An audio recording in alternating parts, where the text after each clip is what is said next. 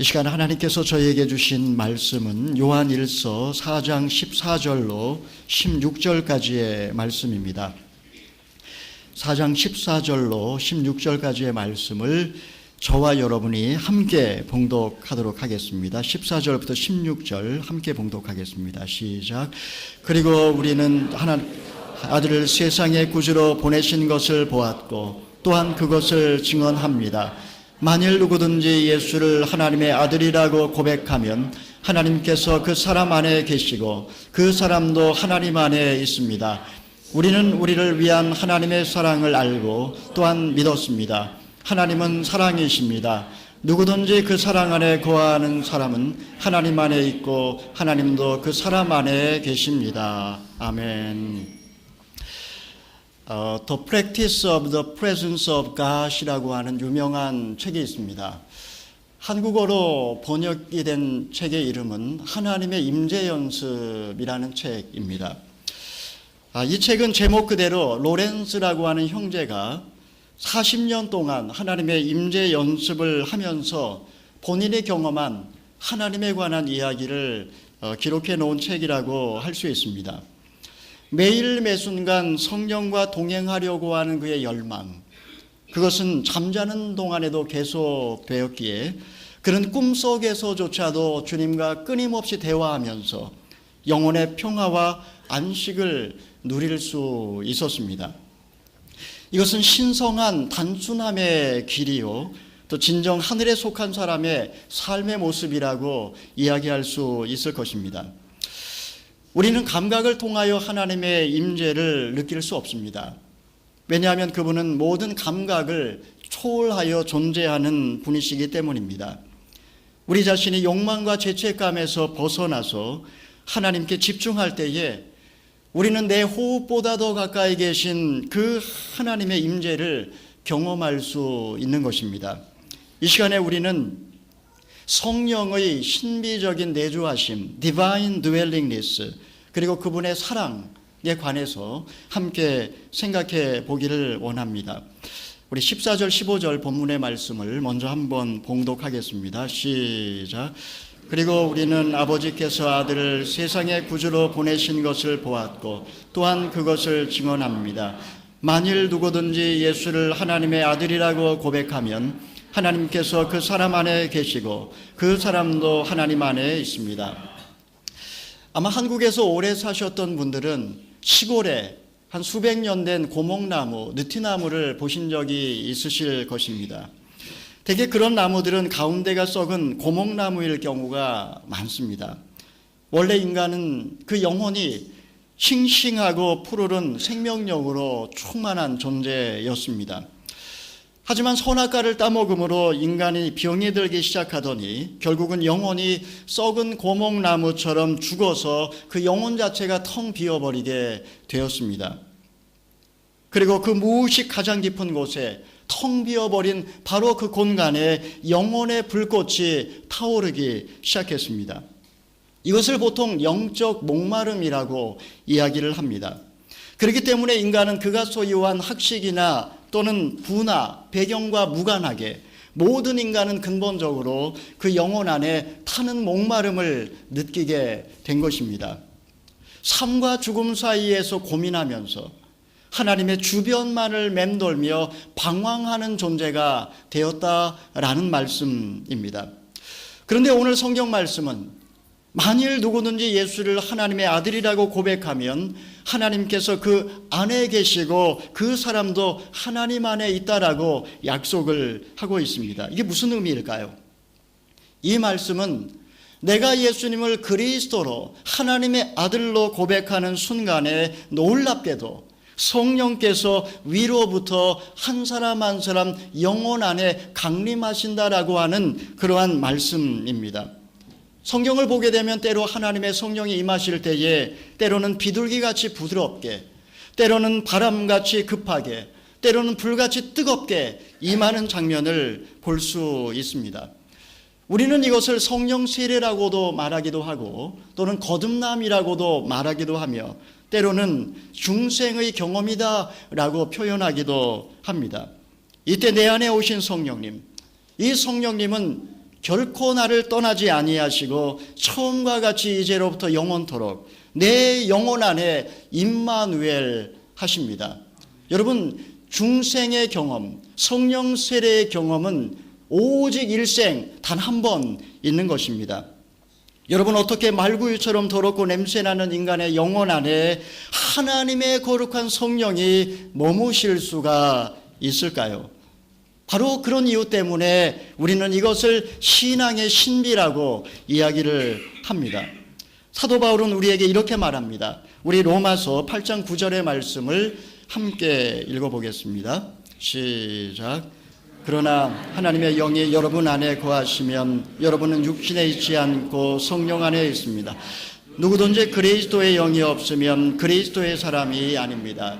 누구든지 그리스도의 영이 없으면 그리스도의 사람이 아닙니다. 예수님을 믿는 자, 그리고 예수님을 믿지 않는 자는 겉으로 볼 때는 구별되지 않지만 사실은 그 존재 자체가 다른 존재입니다. 거리를 오고 가는 수많은 사람들을 보고 있노라면 누가 예수를 믿는 사람인지, 누가 헛된 우상을 섬기는 사람인지 우리는 알 수 없습니다. 그러나 놀라운 것은 이 세상에 존재하는 60억 수많은 인구들은 오직 두 종류로 나뉘어질 수 있습니다. 하나는 그 안에 성령이 거하는 사람이요, 다른 하나는 그 안에 성령이 거하지 않는 사람입니다. 어떤 사람은 이 세상에서 헛된 우상을 섬기며 대궐 같은 집에서 호의호식하며 떵떵거리며 살아갑니다. 어떤 사람은 예수를 믿고 있음에도 불구하고 길거리에서 구걸을 하며 겨우 목숨을 부지하기도 합니다.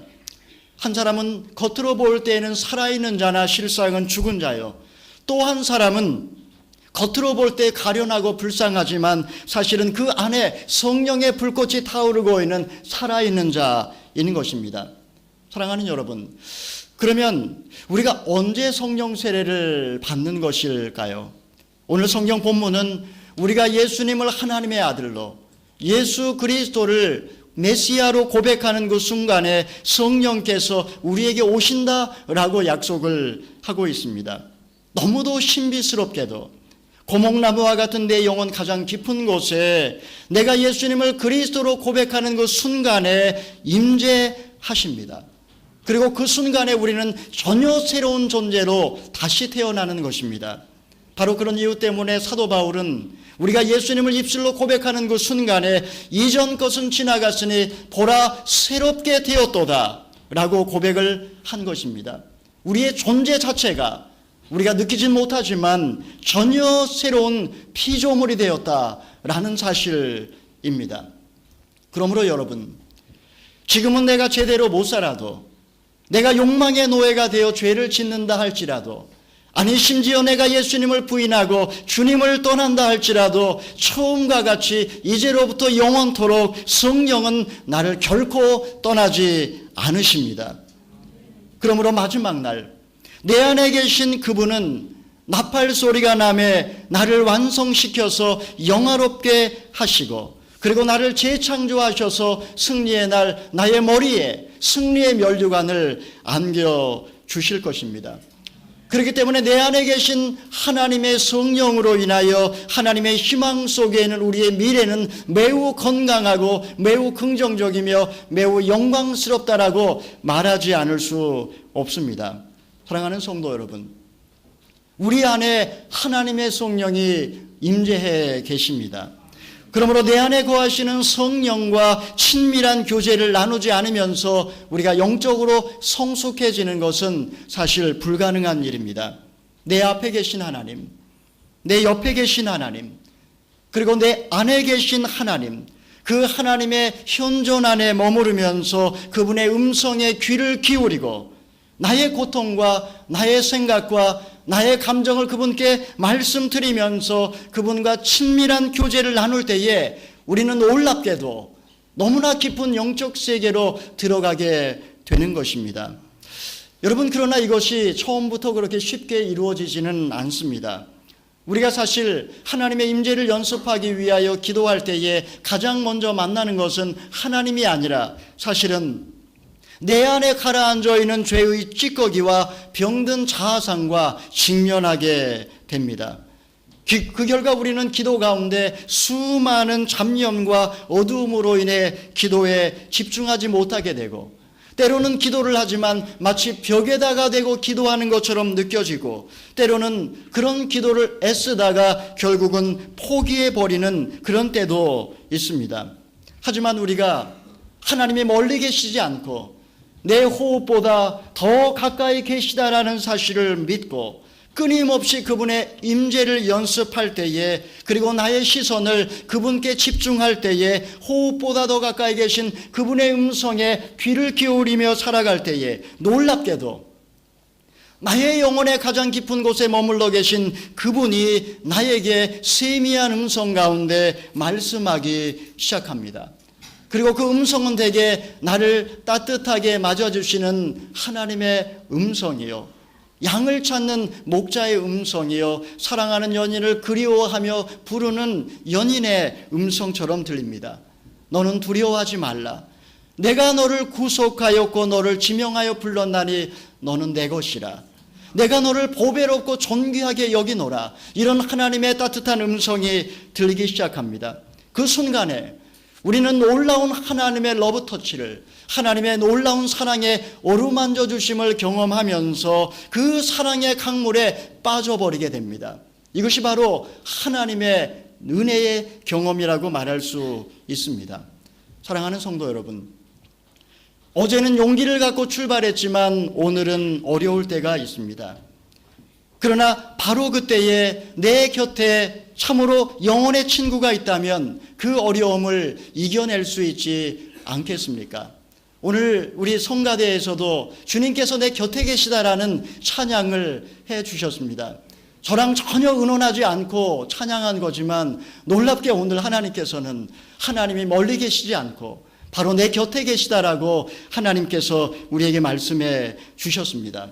보혜사 성령, 파라클레토스, 파라, 곁에, 클레토스, 칼레오의 파생형으로서 나를 돕기 위하여 나의 곁에 와 계신 바로 그 하나님의 성령이 나의 영혼의 친구가 되어주셔서 내가 영혼의 어두운 밤을 지나갈 때에 나와 함께 하시고 나를 위해 간구해 주신다라는 사실을 잊지 마시기를 바랍니다. 우리 로마서 8장 26절 27절의 말씀을 함께 읽어보겠습니다. 시작. 성령께서도 우리의 연약함을 도와주십니다.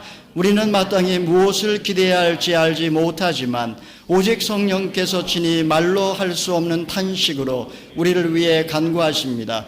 마음을 살피시는 분께서 성령의 생각이 무엇인지 아십니다. 이는 성령께서 하나님의 뜻을 따라 성도를 위해 친히 간구하시기 때문입니다. 사랑하시는 성도 여러분, 성령께서 우리 안에 계셔서 말로 다할 수 없는 탄식으로 우리를 위하여 친히 간구하시니, 만약 우리가 그분과 친밀한 교제를 나눈다면 그 은혜의 풍성함이 얼마나 더하겠습니까? 내 안에 계신 성령은 나의 연약함을 도와주십니다. 때로 지치고 힘들어 무엇을 구해야 할지 알지 못한다 할지라도, 그러나 성령은 하나님의 뜻을 따라 성도를 위하여 친히 간구하신다라고 말씀하고 있습니다. 그러므로 여러분, 날마다 힘들고 어려워도 내 안에 거하시는 성령의 음성에, 그 세미한 음성에 귀를 기울이시기를 바랍니다. 그리고 그분의 현존 안에, 내 호흡보다 더 가까이 계신 그분의 현존 안에 머무르면서 그분과 친밀하고도 인격적인 교제를 나누시기를 바랍니다. 내 앞에 계신 성령님, 내 옆에 계신 성령님, 내 안에 계신 성령님, 내 호흡보다 더 가까이 계신 성령님께 나 자신을 개방하고 성령께서 나 자신을 다스리도록 나 자신을 열어드릴 때에 그분은 생명수의 강과 같이 내 영혼 속으로 흘러들어오게 될 것입니다. 여러분, 이것을 성령 충만이라고 이야기를 하는 것입니다. 그러면 내 안에 계신 성령님의 본성, 그분의 본성은 어떤 분일까요? 우리 16절의 말씀, 본문 말씀을 함께 읽어보겠습니다. 시작. 우리는 우리를 위한 하나님의 사랑을 알고 또한 믿었습니다.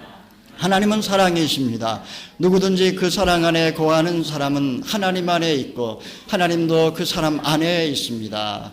오늘 본문의 사도 요한은 그 하나님의 본성에 대해서 여러 가지로 이야기하고 표현할 수 있음에도 불구하고 하나님을 단 한 단어, 그분은 사랑이라고 표현하고 있습니다.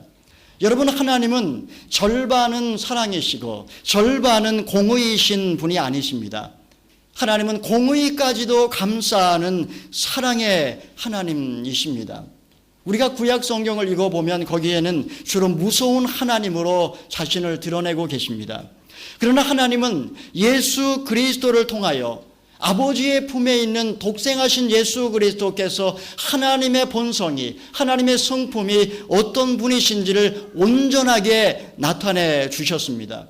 무엇보다도 십자가의 사랑은 인간을 향한 하나님의 사랑이 공의보다 훨씬 더 크다라고 하는 사실을 우리에게 완벽하게 보여주신 상징, 바로 그것이 십자가입니다.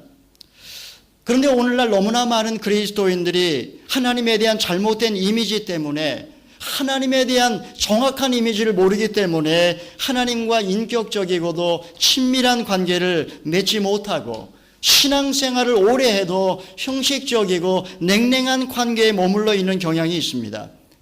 감시하시는 하나님, 화가 나 계신 하나님, 벌 주시는 하나님, 심판하는 하나님, 그 하나님에 대한 이미지 때문에 오금을 펴지 못하고 율법적인 생각에 짓눌려서 행복하지 않은 신앙생활을 반복하곤 합니다.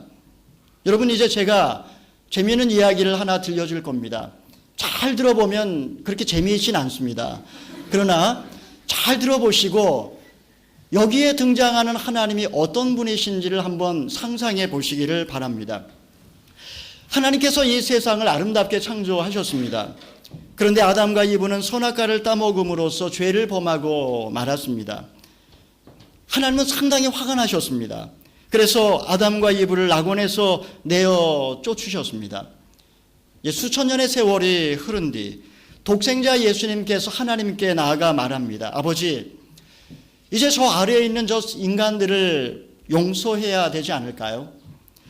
그러나 하나님은 말씀하십니다. 안 돼. 나는 육체가 되어버린 저들을 용서할 수가 없어. 나의 계명에 순종하지 않고 나의 이름을 목칠한 저들을 나는 홍수로 쓸어버리고 노아를 통하여 새로운 민족을 만들겠어. 이제 다시 수천 년의 세월이 흘렀습니다. 독생자가 다시 하나님께 나아가서 묻습니다. 아버지, 제발 저들을 용서해 주세요. 만약 아버지께서 저들을 용서해 주신다면 내가 저 세상에 내려가서 인간이 되겠어요. 하지만 하나님은 고개를 젓습니다. 그러자 예수님은 결단한 듯이 이렇게 말합니다. 아버지, 좋아요. 그렇게 인간의 죄가 미우시다면 더 진지한 계획을 말씀드리겠습니다. 제가 그들을 위하여, 그들의 죄를 인하여 십자가에서 고난을 받겠습니다. 실제로 피를 흘리겠습니다. 그 피가 아버지의 마음을 만족해 하실 줄 믿습니다.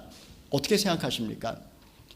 그러자 비로소 하나님이 만족하신 듯이 말씀하십니다. 그래, 하지만 너는 완벽한 인간이 되어야 하고, 그리고 더 나아가 가장 처절한 모든 인류의 죄값을 네가 받아야 한다. 만약에 내가 십자가에서 피를 흘리면 내가 그것을 보고 저들을 용서할 것이다. 하지만 만약에 저들이 예수 믿고 구원받은 다음에도 좁고 협착한 길에서 조금이라도 벗어난다면 나는 그들을 지옥으로 던져버릴 것이다. 여러분, 재미있는 이야기는 아니죠.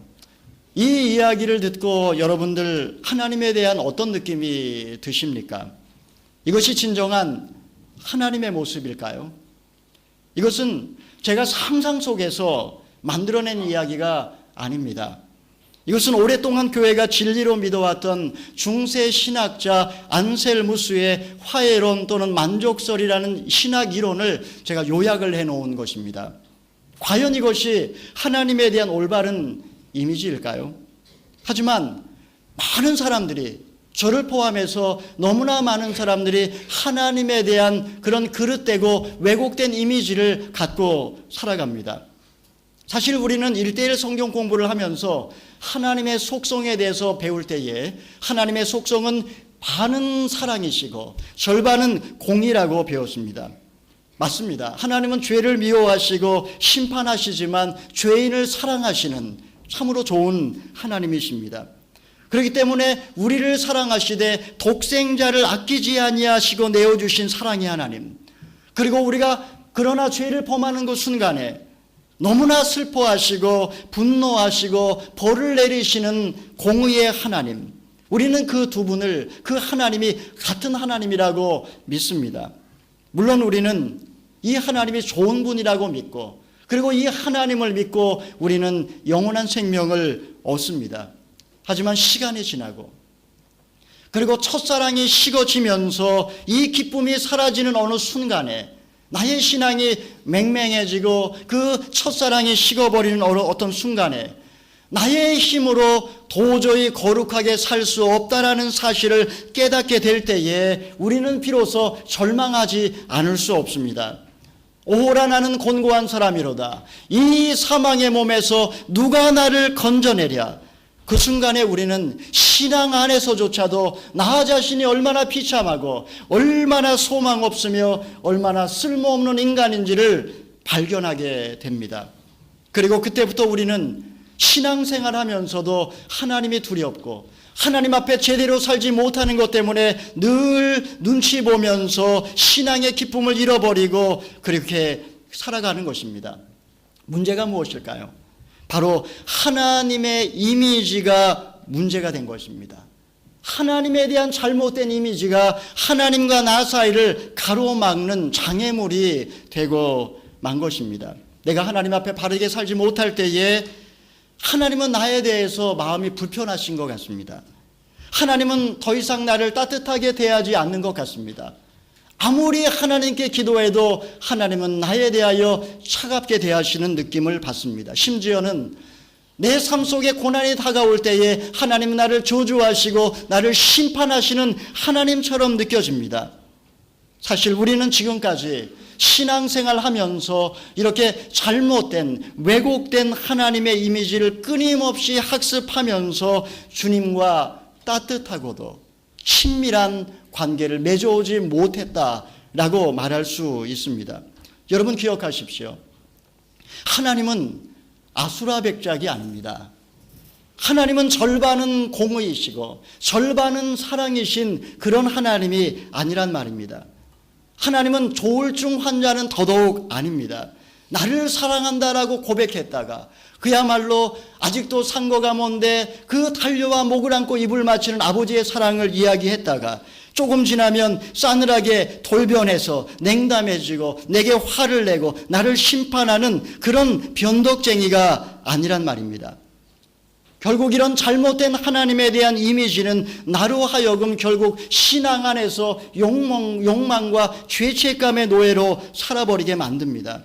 그리고 문제는 여기서 그치는 것이 아니라 하나님에 대한 잘못된 이미지는 결과적으로 나도 바로 그 하나님을 똑같이 닮아간다라고 하는 데에 심각한 부작용이 있습니다. 내가 믿는 하나님, 내가 믿는 하나님을 나도 닮아간다라고 하는 사실입니다. 신앙은 너무나 좋습니다. 믿음은 태산을 옮길만 합니다. 성경 공부도 많이 했고 교회에서 봉사도 열심히 합니다. 하지만 성격은 아수라 백사처럼 양면적이고 조울증 환자처럼 종잡을 수가 없습니다. 우리 조금 전에 우리 평화의 인사를 나누었습니다. 성도 간의 평화, 하나님의 평화, 정말 천사의 얼굴을 하고 이렇게 서로 교제를 하지만 어느 순간에 내가 원했던 기준에 도달하지 못할 때에 돌변하여 분을 품고 화를 내고 또 상대방을 야단치기도 합니다. 이것이 목회자인 저 자신의 모습일 수도 있고 여러분 자신의 자화상일 수도 있습니다.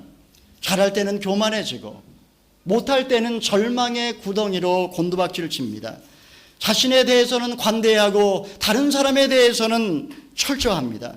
그리고 이런 스스로 신앙적인 모순에 빠져서 생명력과 기쁨을 상실한 채 껍데기 신앙인으로 전락하고 맙니다.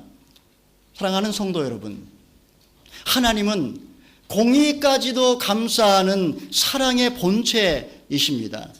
그러므로 그 하나님은 인간을 향한 그 놀라운 사랑을 십자가를 통하여 보여주셨습니다. 하나님의 형상대로 창조된 인간, 그 인간이 얼마나 소중하고 보배로운 존재인지 스바냐 선지자는 기쁨을 이기지 못하신다. 하나님은 인간을 바라보고 기쁨을 이기지 못한다라고 말을 했습니다. 그런데 바로 그 하나님으로부터 흘러나온 성령, 그 성령은 나의 영혼 속으로 흘러들어와서 나의 모든 허물과 죄를 다 녹여버리고 돋는 해와 같이 광선을 발하여 내면의 모든 어두움과 그리고 모든 죽음의 세력을 몰아내고 생명과 그리고 빛으로 충만한 삶을 살게 만듭니다. 그럴 때에 우리의 영혼은 생수의 강이 흘러넘치고 기쁨으로 춤을 추면서 하나님을 예배하는 삶을 살게 되는 것입니다. 사랑하는 성도 여러분, 사랑의 성령은 강물과 같이 인간의 내면 속으로 가득 차 들어와서 인간의 내면을 치유하고 그리고 인간을 회복시키는 역할을 합니다. 아주 쉬운 예로 하나의 예를 들겠습니다. 에틸알코올은 유기용매입니다.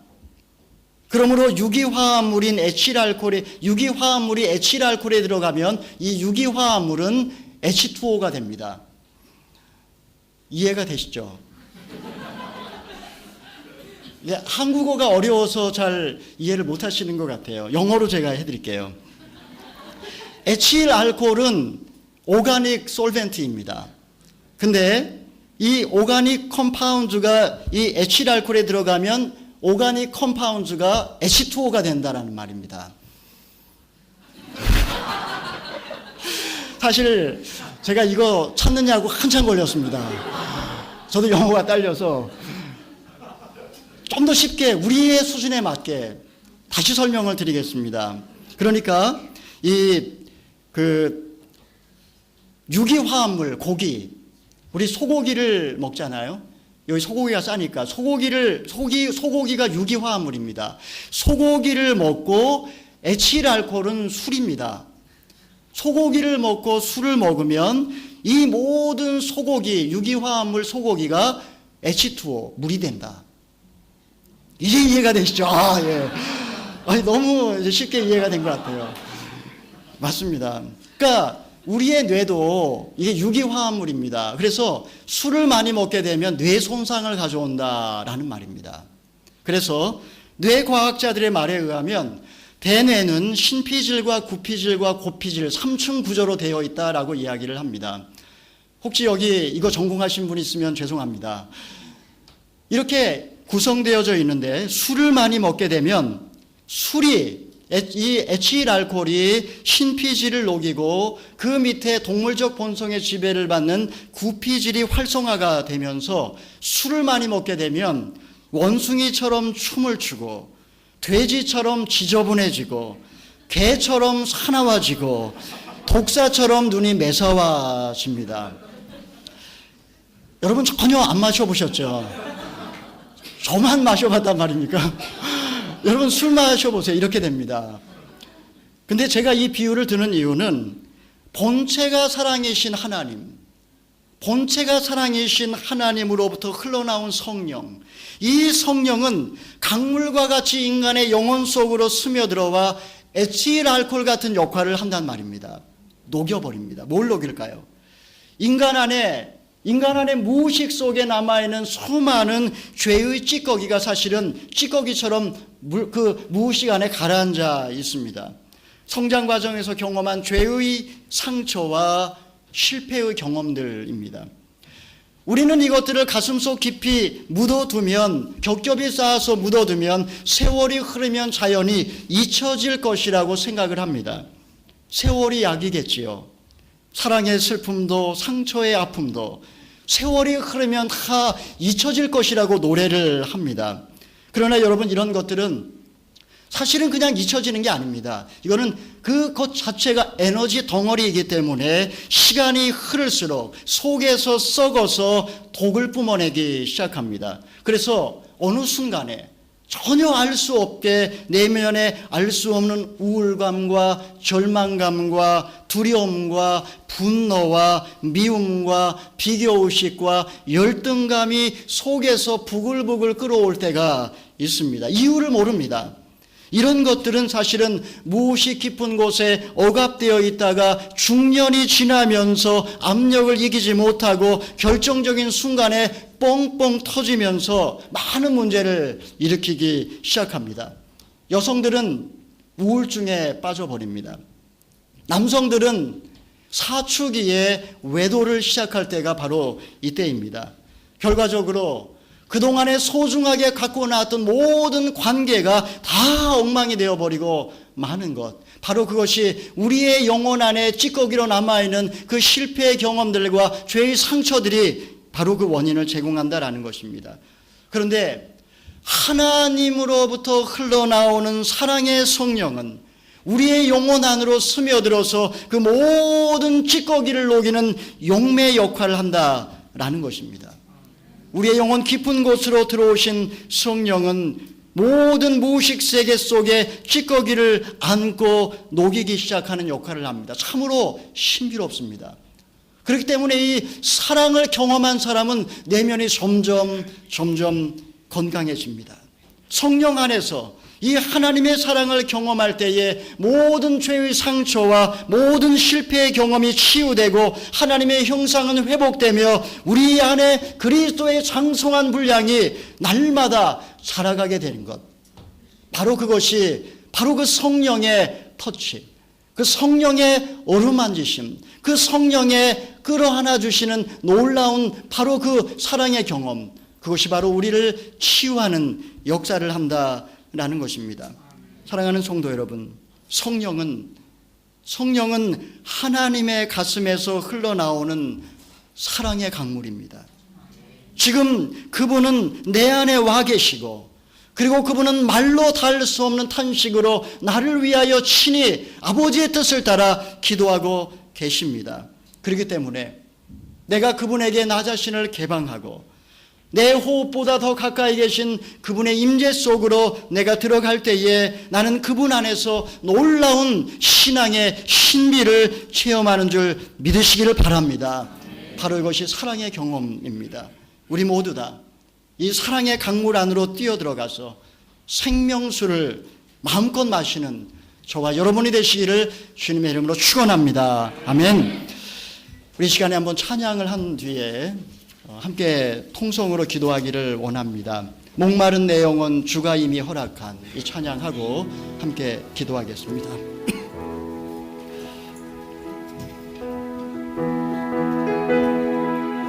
박수 치면서 찬양했습니다.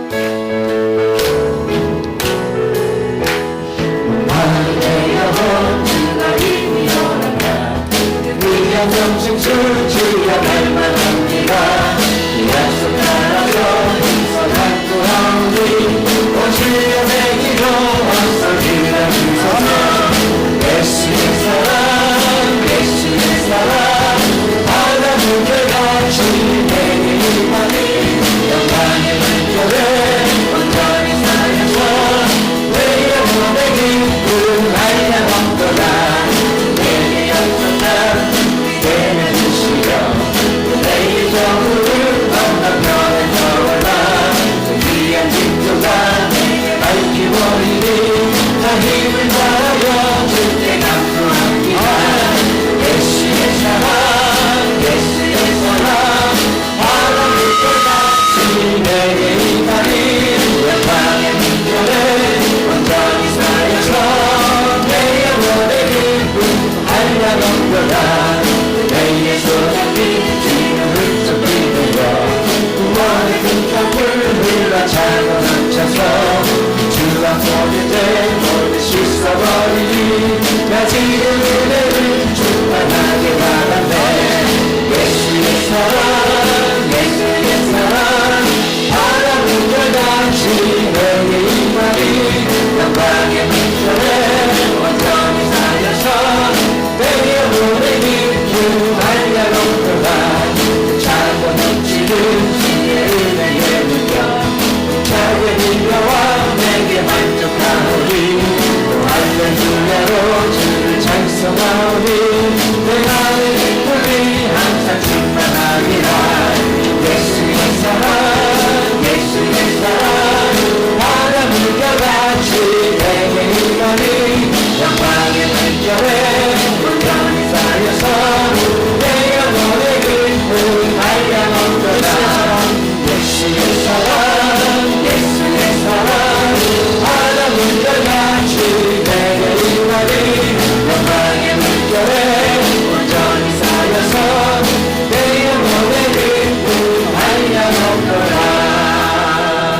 우리 시간에 성령 충만을 위해서 기도하기를 원합니다. 하나님, 강물과 같이 나의 영혼을 충만하게 채워 주시옵소서. 항상 하나님의 임재 속에 살아가게 하여 주시옵소서. 하나님의 성령이 내 안에 있는 모든 어두움들을 다 몰아내 주시고 모든 상처를 치유하여 주셔서 예수 그리스도를 닮아가게 하여 주시옵소서. 우리 한번 주여 한번 외치고 기도하겠습니다. 주여,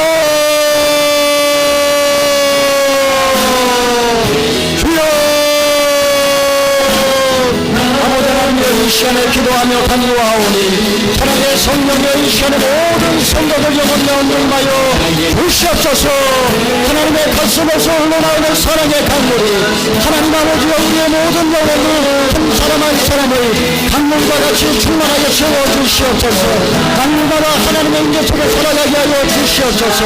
이 사랑의 강물에 뛰어들어서 강물마다 하나님의 임재 속에 살아가게 주어도와 주시옵소서. 하나님의 임재 속에 믿음으로 살게 도와주셔서 하나님 아버지 우리의 영혼의 모든 어둠을 떠나가게 도와주시고 하나님 아버지 우리의 모든 죄로 인한 상처와 모든 실패의 경험들이 회복되고 날마다 예수 그리스도의 영상의 영혼 가운데 주여 새겨줄 수 있도록 주여 도와주시옵소서.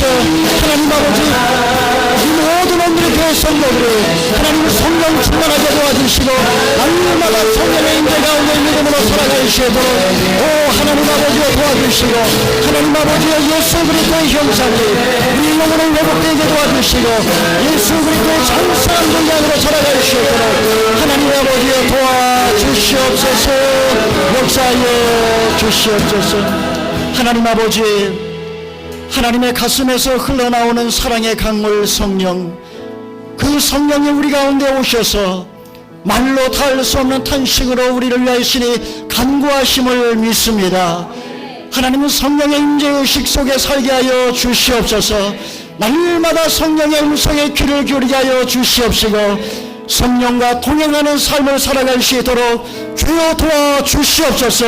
사랑의 경험을 하게 도와주시옵시고 어루만져 주시는 성령의 터치를 경험하게 도와주셔서 날마다 우리의 삶이 성령 충만하게 도와주시고 성령의 열매가 우리의 인격을 통해 나타날 수 있도록 주여 축복하여 주시옵소서. 예수님의 이름으로 기도하옵나이다. 아멘.